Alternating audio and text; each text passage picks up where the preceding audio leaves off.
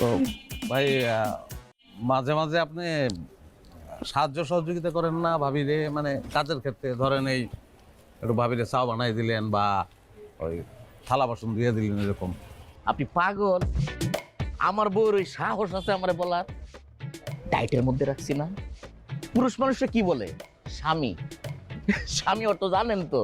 স্বামী অর্থ হচ্ছে প্রভু। প্রভু প্রভুরে কে অর্ডার দিবে এই একটি আর কি বউয়ের আছে? বরং বউরা সেটাই করবে স্বামীরা যা বলবে। তা ঠিক। এই ভাই একটু রিক্সাটা একটু রাখেন তো, সাইডে রাখেন। কি আবার বাথরুম ধরছে?